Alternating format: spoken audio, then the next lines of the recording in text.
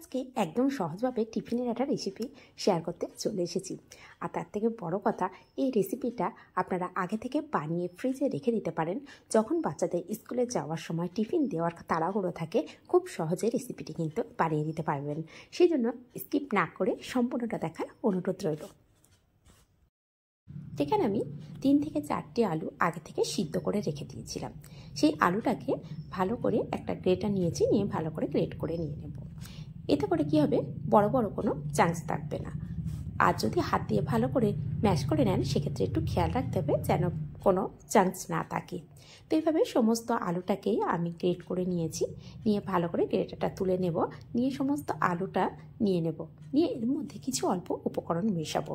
আর এই অল্প উপকরণ দিয়ে একটা টেস্টি বাচ্চাদের টিফিন কিন্তু সহজে দিতে পারেন। টিফিন বক্স একদম খালি চলে আসবে। তো এখন দিয়ে দিলাম পরিমাণ মতন লবণ, আর এখানে নিয়েছি 1 কাপ কর্নফ্লাওয়ার। এখানে চাইলে অ্যারারুটও ব্যবহার করতে পারেন যদি হাতের কাছে কর্নফ্লাওয়ারটা না থাকে। তো এইগুলো উপকরণগুলো খুব ভালো করে একটু মিশিয়ে নিচ্ছি। তো আমার কাছে একটু শুকনো শুকনো মনে হয়েছে, সেই জন্য আমি এখানে ছোট চা চামচের 1 চামচ জল মিশিয়ে নিয়েছি। আর জল মিশিয়ে ডোটাকে ভালো করে একটু মেখে নিচ্ছি, নিয়ে রেডি করে নেব। আর জলটা বেশি পরিমাণে দিতে যাবে না, তাহলে অনেকটাই নরম হয়ে যাবে।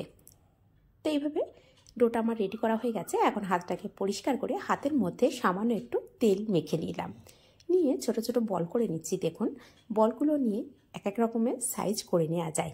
তো বাচ্চারা যেমন পছন্দ করে বা নিজেরা যেমন সুবিধা হবে সেরকম করে নিতে পারেন। সেই জন্য এখানে আমি 3 থেকে 4 ধরনের শেপ দেখিয়ে দিচ্ছি। তো দেখুন, এটা একটু লম্বা ধরনের করেছি। আর কত সহজভাবে রেসিপিটা হয়ে যাচ্ছে দেখেই বুঝতে পারছেন। পরের প্রসেসগুলো দেখলেও বুঝতে পারবেন খুবই সহজভাবে রেসিপিটা রেডি করে নেওয়া যায়।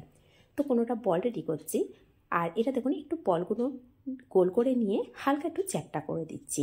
এখানে 3 রকম করে নিয়েছি, আরও একরকম আপনাদেরকে দেখিয়ে দিচ্ছি।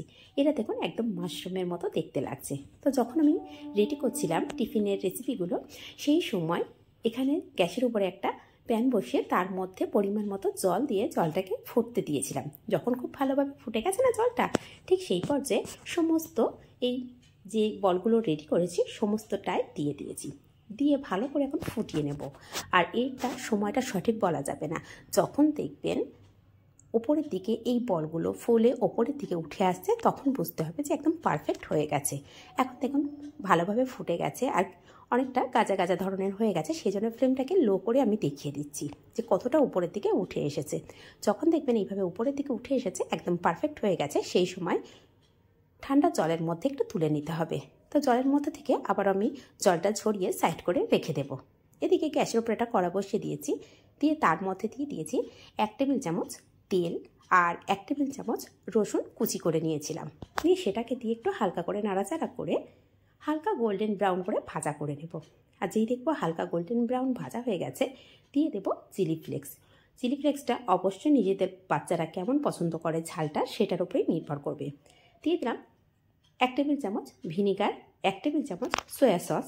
এখন দিয়ে দেব 1 টেবিল চামচ চিলি সস।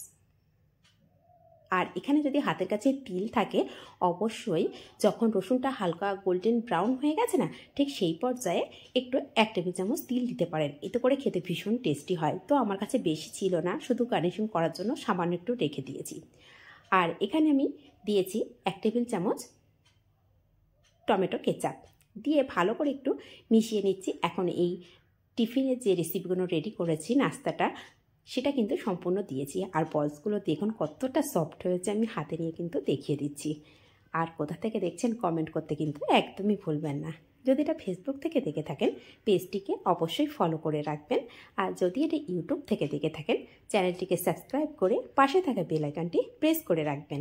যখনই কোনো নিত্য নতুন রেসিপি আপলোড করব, সবার আগে পৌঁছে যাবে আপনাদের কাছে।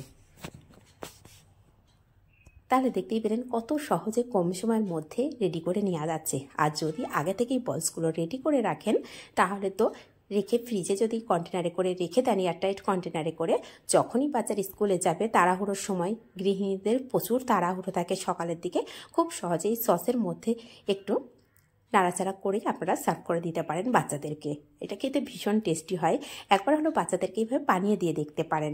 আর রেসিপিগুলো কেমন হচ্ছে কমেন্ট করতে কিন্তু একদমই ভুলবেন না। আর যদি এই রেসিপিগুলো একটু হলেও ভালো লেগে থাকে তাহলে নিজেদের মানুষের কাছে শেয়ার করে রাখবেন, এতে করে সহজ রেসিপিগুলো সহজভাবে বানাতে তাদেরকেও সাহায্য করবেন।